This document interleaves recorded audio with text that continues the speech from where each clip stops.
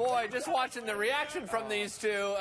They're from the Concordia University Space Concordia group. They are shooting for the stars with some amazing initiatives. I'm joined by Zed and Oleg. Welcome to the show, guys. Great to have you here. So what did we just witness there, Oleg? That was actually our launch from earlier this summer in New Mexico, in Spaceport America, actually, where we won first place in the advanced category at the Spaceport America Cup. In rocketry, right? Yes, in rocketry. So you won in 2 categories there, which is, I imagine, pretty unprecedented. Yeah. So tell us about that experience. Yeah, that was really cool. It actually hasn't happened all too often. So what we do in the...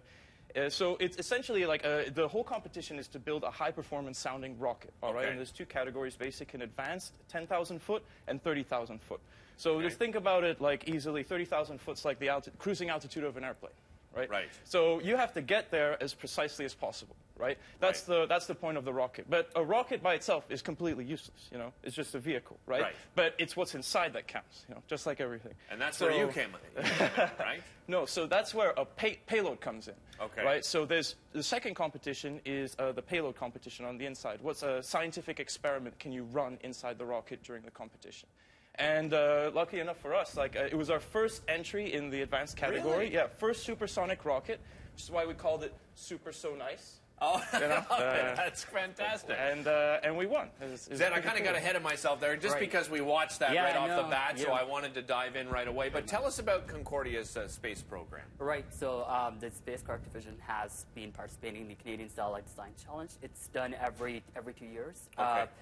The university itself has always placed in the top 3 podium. Most recently, we came 3rd place. And our next endeavor is to actually build and launch a satellite and launch it in space. And it's being done with the Canadian Space Agency. We're one of the 15 teams that were selected across Canada.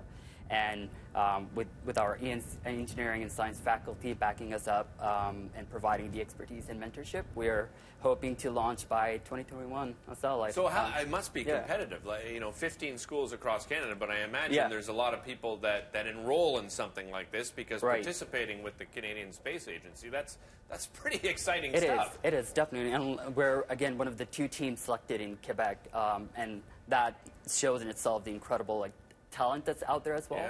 Yeah. But at the same time, it's kind of inspiring because we want to collaborate with as many teams as possible and bring out, especially bring out the Montreal community to be part of this journey. It's as much our success, hopefully, to be launching a satellite, and we want to share this with the public as much as possible. Oleg, I mean, most people recognize that this is a rocket, but what is this other instrument you brought along with you here? Okay, Zed, you can answer that one. What is that? That's actually a disassembled satellite. It's you don't see the fancy solar panels on it. We kind of have to take it for various reasons.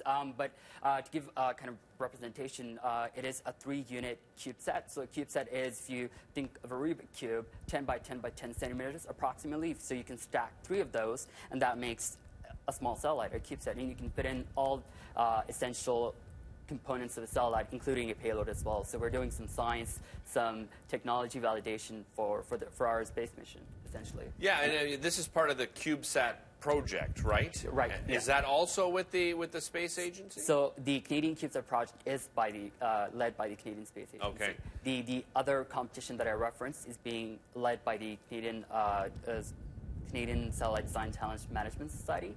So they're 2 separate elements, but they've led our journey to eventually being able to be selected and to participate in this program. Well, like maybe you can describe sort of a little bit more about the program itself. So what are you learning in the program? Well, you know, you're talking about Space Concordia, right? Yeah, well, Space Concordia is really cool because, you know, you get to work on a lot of things that they don't actually teach you in class, believe it or not. It's pretty cool. Like, there's a few classes for rocket science, but I haven't taken them yet, right? Okay. So it's really cool. It gives all of us a chance to, like, basically do go out on our own and do something that we want to do, learn about things that we want to learn about. It's an excellent opportunity, and honestly, it's amazing because I've worked with such smart and talented and brilliant people that all go out of their way to learn how to do things really, really well. That they're not even required, and in fact, sometimes it's detrimental to their grades. You know? And it's just really, really cool. It's that's you know, when you do things like that, I think that's where creativity comes, and that's where that's how we find things. That's where inventions come and great ideas come from. Zed, if people want to follow along your journey, how can they go about doing that? So especially when, what I would encourage is when you get to universities, you're, first of all, very overwhelmed with academic, choosing courses, etc. Like I mentioned, this is Space Concordia. It's a student-led group and society within Concordia University. I think having, kind of an open mindset and be ready to engage and to learn, and you'd be surprised by how much your self-initiatives and your dedication can push you forward to eventually coming to a day where we are launching rockets at 30K kilometer altitude, or 30K feet, or satellite eventually in space. So that's a dream come true for us, all of us. And we'll be following along your journey here in Montreal. Guys, thanks so much for joining us. Thank you very much. Thanks for bringing the rocket, too. This is amazing. Hey, don't go anywhere. Back with your top news headlines and your weather and traffic right after this.